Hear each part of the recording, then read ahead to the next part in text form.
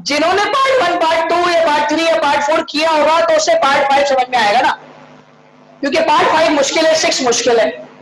Part 5 कह रहा है पासिंग थ्रू द पॉइंट -1, 2, एक लाइन है जिससे पास हो रहा है पॉइंट -1, 2, वो लाइन पास हो रही है एक पॉइंट से और उस पॉइंट का नाम है -1, 2 और वो पैरेलल है। अगर परपेंडिकुलर होती तो मैं इस लाइन बनाता, वो पैरेलल है दूसरी लाइन पर, और दूसरी लाइन जो है बेटा उसकी इक्वेशन गिवन है, दूसरी लाइन की इक्वेशन बल्कि पॉइंट्स गिवन है -1, 7 और 6, -5, यही है। ठीक है, अब समझने वाली बात यह है मुझे दोनों लाइंस की इक्वेशन चाहिए। सवाल का स्टार्ट ये था find the equation of the straight lines, दोनों लाइंस की इक्वेशन चाहिए। इस लाइन की इक्वेशन के लिए हमें स्लोप की जरूरत पड़ेगी, इस लाइन की इक्वेशन के लिए हमें स्लोप की जरूरत नहीं है। 2 पॉइंट फॉर्मूले से आराम से इक्वेशन निकाल सकते हैं। तो हम लाइन 1 और लाइन 2 से इक्वेशन निकालते हैं, उस इक्वेशन के निकालने के बाद स्लोप निकालेंगे, स्लोप को पैरेलल बराबर करके फिर स्लोप पॉइंट फॉर्मूले से इक्वेशन निकालेंगे। ये है पूरे 5 नंबर का सवाल।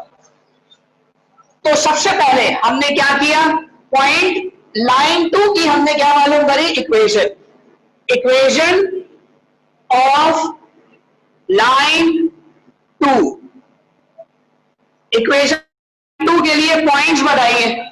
-1, 7 जिसको हमने नाम दिया x1 y1 और नेक्स्ट है 6, -5 x2 y2।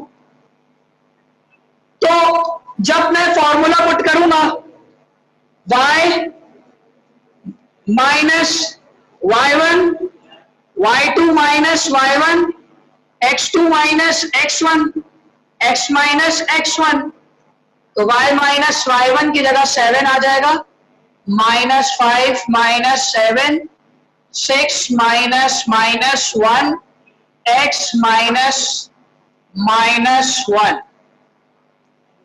ठीक है, इक्वेशन को सॉल्व कर रहे हैं। y -7, ये माइनस -12 हो गया, ये 6 + 1 हो गया और ये x + 1 हो गया, 6 + 1 हो गया 7, डायरेक्ट लिख देते हैं 7 यहाँ डिवाइड, वहां जाकर मल्टीप्लाई, 7 वहां जाकर मल्टीप्लाई होगा और 12 दोनों से मल्टीप्लाई होगा, तो 7y -7 7 जा 49 -12x प्लस -12 1 जा 12। x को पॉजिटिव चाहिए तो x को भी यहां ले आए और कांस्टेंट को भी यहां ले जाकर पॉजिटिव कर दें, तो 12x + 7y minus plus minus का 37। ये आपके पास इक्वेशन लाइन 2 की आ गई। अब हम स्लोप ऑफ लाइन 2 निकालेंगे।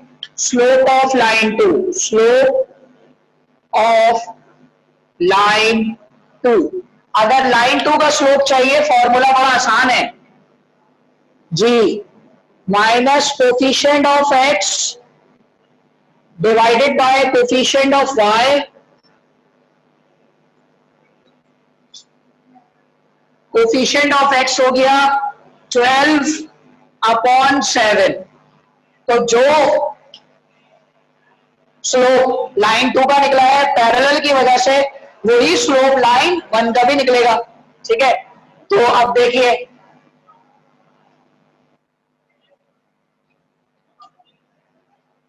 स्लोप ऑफ बल्कि इक्वेशन ऑफ लाइन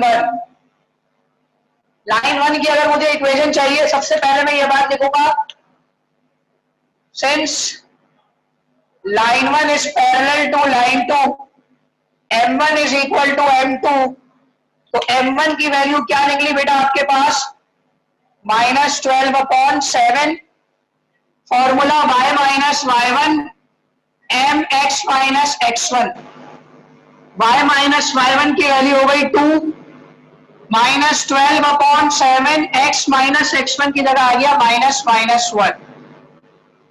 ठीक है बेटा, तो 7 यहां जाकर मल्टीप्लाई हो गया, 7 1 जा 7 और 7 2 जा 14, माइनस 12x और ये प्लस हो जाएगा तो minus plus minus 12x, 12 one जा 12, ठीक है, इनको डायरेक्ट यहां ले आएंगे, ठीक है, 12x plus 7y minus 14 plus 12, तो ये हो गया माइनस का 2, 12x प्लस 7y माइनस का 2 is equal to 0। Both lines equations कहीं थी, दोनों लाइन्स की इक्वेशंस आ गई हैं आपके सामने, आसान काम है, कोई मुश्किल नहीं है।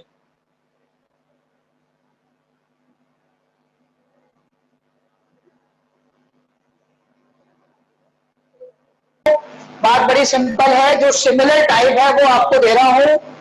ये वक्त अब आपका खत्म हो चुका है कि मैं आपको इन्हीं सवालों को 2 मरतबा करके आओ। ये वो क्वेश्चन है जो इजी भी है और आपने सिमिलर टाइप करनी होती है ताकि आपका पता चले कि आपने कितना समझा है और आपकी मैथ वीक की तरफ जा रही है, स्ट्रॉन्ग की तरफ जा रही है। खुद अपने आप को एनालाइज किया करो, ठीक है, तुम्हारे ऊपर है, नहीं करोगे तो वीक ही हो रही है, ये वीक हो रही है और बदतर से बदतर हालत हो जाएगी तुम्हारी जब वक्त के बाद कैलकुलेशन पहुंच जाओगे।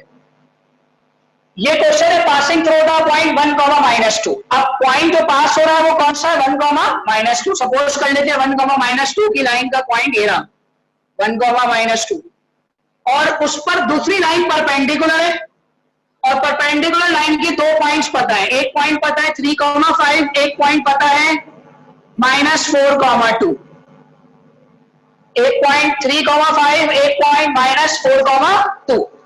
तो अब आप करोगे ये कि आपका काम वही है पूरा, पहले आप लाइन 2 की इक्वेशन निकालोगे, लाइन 2 ये रही और लाइन 1 ये रही, लाइन 2 की इक्वेशन निकालोगे 2 पॉइंट फॉर्मूले से, उस इक्वेशन के बाद आप उसका स्लोप निकालोगे उसी लाइन 2 का।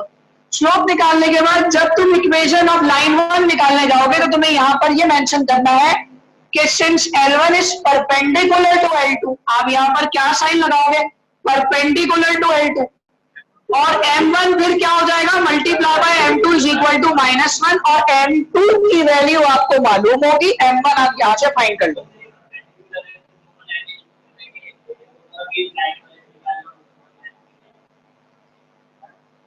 किसके जरिए निकालोगे इसमें, नहीं ये ऐसे शेयर नहीं हो रहा, हमें नहीं मालूम ये कहां है, ठीक है, ऐसा है। अच्छा क्या बात हो रही है, M2 M1, M1 की वैल्यू हमने यहां से निकालने के बाद फिर स्लोप पॉइंट फॉर्मूले से इक्वेशन निकलेगी, तो सिर्फ कहां पर चेंजिंग है, परपेंडिकुलर, सिर्फ यहां चेंजिंग है। तो इसको करने से पक्का होगा, नहीं करने से, बैठे रहने से नहीं हो सकता, करने से कैलकुलेशन पक्की होगी, ठीक है। और अब ये मेथड यूज करना, सही बेटा। तो ये पार्ट 5 और पार्ट 6 आपका होमवर्क हो गया, आप आएंगे पार्ट 6 पर। पार्ट 6 भी अन्य, इसके बाद दूसरा कोई पार्ट करो ना करो कोई मसला नहीं है, 5 के करने जरूरी थे। तो जल्दी से देख लें, क्वेश्चन नंबर 6 कह रहा है find the equation of the straight line which passes through the point, point कौन सा है, x1 y1, और इक्वेशन कौन सी है, ax by c। अब ये कौन सी बात कर रहा है, ये वही वाली बात कर रहा है, लेकिन इन्होंने सवाल में एक बड़ा अहम वर्ड लिखा हुआ है, गौर से सुन लो सारे ऑनलाइन वाले भी और यहां बैठने वाले भी, वो word soon low. Find the equation of the straight line which passes through the x1 y1 and is perpendicular to the line, and is perpendicular to the line, मतलब ये बात पता चल गई कितनी लाइंस की बात हो रही है, 2 लाइंस, यानी एक लाइन का अगर पॉइंट पता है जो कि x1 y1 है, तो दूसरी लाइन की इक्वेशन पता है, और दूसरी लाइन की equation ax - by is equal to 0, -c is equal to 0, ठीक है। तो अब करना क्या है बताओ, सबसे पहली बात मुझे दोनों लाइंस की इक्वेशन चाहिए, वही काम करेंगे सर, लाइन 1 या लाइन 2 का स्लोप निकालेंगे, उस स्लोप की मदद से परपेंडिकुलर कंडीशन में जाएंगे और स्लोप निकाल के क्या रख देंगे, x1 y1। तो मैं इसलिए ये वाला पार्ट करा रहा हूं, हालांकि पार्ट 6 हो गया इसमें, लेकिन इसमें वेरिएबल्स है, तो मिस्टेक नहीं करना वेरिएबल के लिहाज से, तुम्हारे लिए काम आसान हो जाएगा वेरिएबल में। तुम पहला काम क्या करोगे, यहां पर तुम पहला काम करोगे, इक्वेशन ऑफ लाइन 1 निकालने के लिए तुम्हें स्लोप ऑफ लाइन 2 निकालना पड़ेगा। Slope of line 2। फॉर्मूला क्या होगा? Minus coefficient of x divided by coefficient of y। ठीक है, तो m2 निकल रहा है, माइनस कोफिशिएंट क्या है भाई? a, और माइनस b, माइनस से माइनस कैंसिल, क्या आया? a upon b। m1 m2 निकल कर आ गया। अब आप लिखोगे since line 1 is perpendicular to line 2, m1 is equal to m2 is equal to -1। m1 आपको निकालना है, m2 निकला है a upon b is equal to -1, और m1 निकल जाएगा -b अपॉन a। डिवाइड वहां मल्टीप्लाई, यहाँ डिवाइड। सही है, ये निकला m1। अब मुझे इक्वेशन चाहिए, तो क्या फॉर्मूला होता है? y minus y1 x minus mx minus x1। जी, y माइनस y1 में तो y1 ही आएगा, क्योंकि पॉइंट कौन सा है? x1 y1। पॉइंट कौन सा है? x1 y1। और m की जगह आ गया minus b upon a। x minus x1 की जगह पर क्या आ गया? x1। अब a को वहां उठाकर मल्टीप्लाई कर दो, a y minus a y1 minus b x minus minus plus b x1। अब x पॉजिटिव होना चाहिए, याद रखें इक्वेशन को अरेंज करने का तरीका, x पॉजिटिव फिर y और फिर कांस्टेंट। ठीक है, तो x पॉजिटिव आ गया, आपके पास क्या है भाई? Minus b x plus b x हो जाएगा, plus a y minus a y one plus minus b x one is equal to 0। ये पूरी चीज कांस्टेंट हो गई आपकी, ये आपका x और y का कोफिशिएंट आ गया। इक्वेशन ऑफ लाइन 1 आ गई, इक्वेशन ऑफ लाइन 2 सवाल में मौजूद। बात समझ आ गई? तो ये इतना आसान तरीन सवाल है जो कि पार्ट 5 पार्ट 6 है, और 6 के बाद क्वेश्चन नंबर 6 है। तो आप समझ गए कि ये पेपर के लिहाज से इंपॉर्टेंट नहीं है। यानी अब चैप्टर जो आपका स्टार्ट, उसमें अब आप करोगे सारी वर्किंग। क्वेश्चन नंबर 6 से करोगे। हाँ,